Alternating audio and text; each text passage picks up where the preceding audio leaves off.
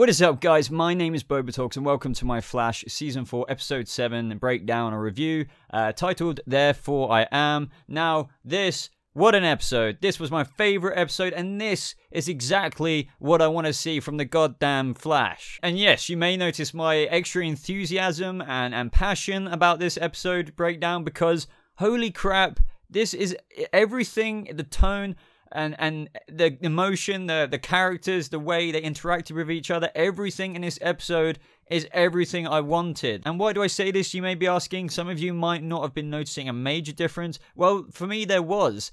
This whole season so far, it's been good. Like, don't get me wrong, The Flash is one of my favorite TV shows. And it's just, they said they were going back to Season 1 kind of vibe. But I kind of disagree with that statement. Yes, they kind of went back to Season 1 vibes in terms of, like, the humor. But they stepped it up a notch to the point where it did come across kind of sitcom-y. Like, I love the comedy, whether it's Team Flash comedy, even some Barry comedy. You may have heard me say this quite a few times in my reviews or breakdowns, but sometimes they overstep their mark. A lot of the time, just mainly the Barry and Iris scenes. But I feel like this episode was the personification of what it should be like. There's comedy, there's seriousness, and oh my god, this episode was that. I truly felt like that is what Season 1 was like. There was comedy in it, but there was also a lot of seriousness with the main villain, like the Reverse Flash. And I felt like they were trying to recreate that, of course, like they said they would in Season 4. But as I said, they overstepped their mark in terms of aiming too high of the comedy. It was over-eccentric, it really was. But I've been waiting to the point where they've filmed quite a few episodes and they've settled in and things start stepping up to the mark. And that came with this year's villain, the Thinker, because we've got a lot of thinkerness in this episode, whether it be flashbacks, whether it be confrontations with Barry. It is purely just everything this show could be, and if it carries on at this pace, this very pace, then it could be the Flash's best season next to Season 1 yet. Now, I do know a lot of people out there as well have been kind of worried about the Thinker, whether that be because he's not the speedster villain. You may even be split in the middle, saying you like the speedster villains, they're always good, you know, they're always relatively a strong villain or a character that, you know, is going to be cool, whether it be through speed, the fact they're a speedster or something else. A lot of people were worried, can Clifford DeVoe really handle this whole season? I don't know if you who are watching it right now are watching Arrow, but I know some of you are. Obviously, Richard Dragon didn't have the most exciting debut, but that doesn't mean he's a bad character. It just means through the development and the exploration and the more exposure that character gets throughout the season, the bad arsery arrived, and that is what we waited 7 episodes for in The Flash Season 4, for this episode, Therefore I Am. The thing I love about Clifford DeVoe and what this episode did so successfully, and I feel like flashback episodes are always quite a niche in terms of appealing to people like myself, that makes the episode so much better, is that they try and make you relate or understand something else through flashbacks, and what they did in this episode is purely that, and they felt like they really tried to get you to relate to Clifford DeVoe and even feel sorry for him to a degree, because we saw him at the very beginning and he was just this normal, really nice guy. He came from South Africa. He went to Oxford, I believe, to teach, which was 4 years ago, but then he got the offer to go to Central City and be a professor of history there as well. But then with, like, obviously today's modern society, there's YouTube, there's tablets, there's devices, he felt like, you know, kids aren't necessarily, and this is very true, easy to teach. And, you know, Clifford DeVoe's wife was saying that we just need a new format or way to teach them. And Clifford was saying how he's not smart enough and he wants to be smarter to teach the kids better, or just, which eventually evolved in how he wanted to be smarter to solve all of humanity's problems and just benefit humanity, I guess, in general, which was a very admirable thing to do. And it makes you think, well, this character is a good character and he's a good guy. And that is when we got introduced to the thinking cap, and it was just a concept at the time, but Clifford DeVoe's wife, and this got pointed out in the episode as well, Clifford comes up with the ideas and she executes them because she is like this fantastic, I can't remember what they said, but not only like an engineer, but in robotics, which is how she created the Samurai Warrior. So yeah, he comes up like with the thinking cap, and she can bring it to life. But when she did, they needed obviously a power source. And this is where, as a lot of us theorized, and I did in my trailer breakdown,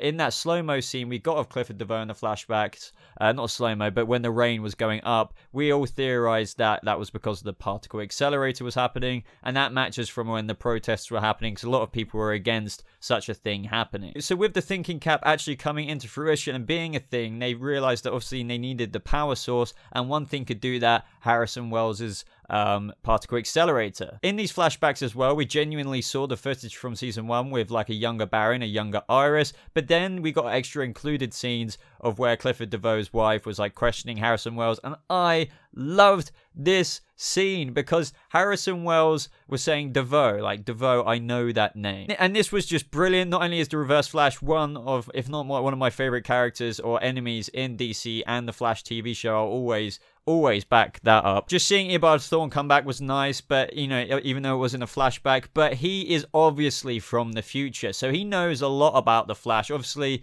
he created this whole particle accelerator thing to try and get back to the future and to try and create the Flash faster, because we all know that the Flash became the Flash quite later into the future, which is why he did it earlier. But we all know that story. But when he was just like, so that must mean the man standing next to you is Clifford DeVoe, and he was like, I know you're going to go on to do great things or something like that. It's because he knows he's a thinker. He knows he's one of Barry's villains, and he was even said himself he's a big fan of his work. So obviously to him at that current point in time, that must have sounded like, but I'm a nobody, I'm literally a professor of history, how do you know me? That was such a cool kind of futuristic, weird, timey-wimey reference from Eobard Thawne, and that was just bloody brilliant. So after he got kind of struck by lightning, just like Barry did, and obviously became a meta, we saw like eventually throughout the episode he got basically an advanced kind of form of ALS, which is a horrible kind of disease, and you generally do only live 2 to 5 years. With that, it kind of atrophies all your muscles. You can't you can't eventually even use your own muscles. You can't even you can't swallow properly and all those kind of things. And that was rapidly happening to him because his mind was using so much power. It was taking away like the nerve signals to the muscles, so they degenerate, something like that. But anyway, through this rapid degeneration of his muscles, we learned that they had to come up with a way to not use his brain power with his new meta gene that enhanced his intellect, because that took away from his body with insane rapid muscle degeneration, and his body wouldn't last a lot longer. So they actually came up with that thinking chair, or whatever you call it, which we have seen him already in with his very meta-human look, enabled to not exactly use his body's power, which is causing that muscle degeneration, and to kind of hardwire it into this technological device which will take more of the work rather than his body. But the thing is, throughout this episode we saw like a good man who we kind of felt sorry for, whether that be him, you know, suffering the result of his meta gene and just wanting to, you know, do things good for the world and bring knowledge and stuff like that. And, you know, he couldn't even grab a book off a shelf without falling over. It's very tragic and made you really, you know, want to, you know, feel sorry for Clifford DeVoe. He even said something along the lines of himself, like, some people use this, you know, the gift of a meta gene to rob jewelry stores, and I just want to use it to save the world. But my point is, we saw this man who wanted to do things for the world for good, sort of have a warped perception through the degeneration or like whatever was happening to him. He kind of still wants to do things for humanity to better it, but to a point where he's so intelligent now, his betterment for humanity, in his opinion, might not exactly resonate with all of us humans. You know, it might not align up to what we want, and that's what he wants to do, and he's obviously going to use the Flash to do it at some point. And a good example of this is right at that end scene. Don't get me started on that, when we saw that transferal of his body, and, you know, they bloody removed the top half of his scalp and skull, and we saw his brain surging with, you know, the meta human enhanced electrical, I don't know, intellect buzz, that all these cores wrapped into his head and put him on the chair. So this isn't like a different dimensional thing that some people were theorizing. This is very much so a real thing, and I always thought that anyway, because he did go after the Weeper in his chair out on the street. So that's why I didn't think this was just sort of like a digital program that he was putting himself into, which is still a plausible theory and still might happen, because he does in the comics actually, instead of using his body, he kind of goes into AI form. Let's still hold our breath for something like that happening, because we still get teased throughout the episode of him having, you know, muscle spasms and stuff like that. So his body is failing. But the last comment in the episode kind of showed how he has kind of gone a little bit evil, as well as his wife. For example, like, they wanted to try and move forward with their plan, but they were like, are you seriously going to let them get married? And he was like, yeah, what's love?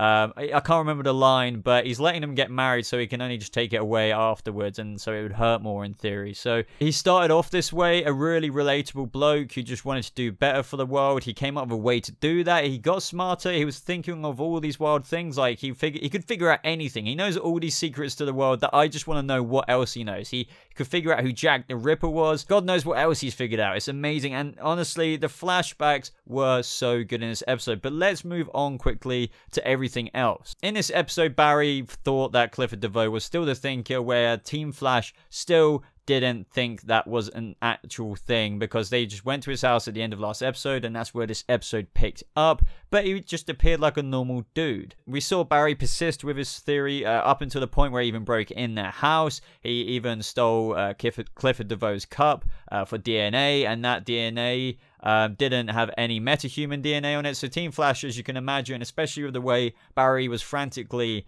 acting, that he was kind of probably losing his mind a little bit, whether it be through stress and stuff. And they did a brilliant job in conveying that, because there's this one scene where Barry's just like, I don't understand this and that, he's doing this and that, and they're all just looking at him like, and I could imagine it from their perspective, how this just, what is wrong with him? Do we need to help him? Like, what? I like the Marvel Spidey senses tingling reference. You know, they seem to do that quite more frequently than ever in the Arrowverse at the minute. I just love the story in this episode. It was just brilliant. And the fact that Clifford DeVoe knew all of this was happening with Barry the whole time, the fact that his wife knew all this was happening, but they still choose to, this is what's sinister about it, and what kind of corrupted Clifford and his wife, because they knew all this was happening, but they still went through with things like filing a police report to Captain Singh and then slapping Barry, getting a restraining order. That is pretty messed up stuff to do when you're just doing that for the sake of it, when Barry is completely right. So in this episode, the toying back and forth between Barry and Clifford DeVoe, you know, I'll be thinking of you and stuff like that, was just absolute gold. It had an element of darkness and an emotional severity that it just captured me in, and it was an episode like season 1 of The Flash, in terms of humor as well as darkness, that was an ultimate balance. But towards the end of the episode, Barry just basically cut this shit and came to Clifford DeVoe. He violated his restraining order and was just like, look, tell me who you are really. And Clifford, he just was like, yeah, screw it. I know you're the Flash. I know this about you. I know everything that you're going to do. And this scene was just almost as good as the Star Labs flashback scene, if not maybe just on par. It was so powerful, because Barry's eyes and the intensity he was looking at Clifford DeVoe, because this is what was so scary about this villain. And a lot of people have asked this, I've seen in the past before, like, how is this villain, you know, intimidating, or if not worse, like we've heard and seen before, than Savitar, than the Reverse Flash, than Zoom? How could he be possibly more intimidating or scary than those villains? Because he knows all of this stuff. He is 50 steps ahead and he knows everything. So how is Team Flash ever meant to defeat a man who already knows every variable of what could possibly go wrong? And Barry was just looking at him, knowing, you know, with that intensity and his eyes welling up in anger and just like in fascination at the same time, that he was just like, oh shit, like I'm screwed. This guy is quite possibly my arch nemesis, at least so far at this current point in time. It was a revealing moment. Barry was honestly perplexed at Clifford DeVoe even revealing himself. I hope this honestly restores some faith for some people who are lacking faith in the villain, and things from here on out are just going to get so much more interesting. But another thing happened. Wally came back, and I really like that. It's good to have him back. I don't know how much longer for. This is probably only an entrance to make up for the fact he's going to be in the wedding in the crossover next week. But overall, guys, unless you couldn't already tell, this episode was my favorite episode, and quite possibly one of my most favorite episodes in a long time. Not just this season. I'm talking season 3 as well, season 2, because I love Clifford DeVoe as a villain. I feel like the fact they've humanized him a lot more and made him a lot more relatable in this episode through these flashbacks was just brilliant. The storyline behind and how he's made us and Team Flash aware of how smart he really is, and to the point where you question how are we ever going to defeat this man is just absolutely hypnotizing, and I can't wait to see more of this. I just hope they keep this mood and momentum and tone and everything throughout the season. But let me know what you thought of this episode in the comments below, guys, as I really love to start and spark a conversation about this. What do you think is going to happen with the Thinker? Do you think he's as intimidating as I've said he is? Do you like the Thinker? Do you think you like him a bit more, especially after this flashback kind of styled episode? Let me know in the comments below. But if you enjoyed this video, guys, I'd really appreciate it if you hit that like button, as it really does show your support for the channel. And if you're new to this channel, maybe even consider subscribing to stay up to date with all Flash and Arrowverse videos. If you want to stay a little bit more up to date with me personally, you can do so by following me on social media. Links will be popping up on the screen around here or in the description below. But apart from that, guys, I hope you have a lovely rest of your day. Thank you so much for watching, and I'll see you in the next video. Goodbye.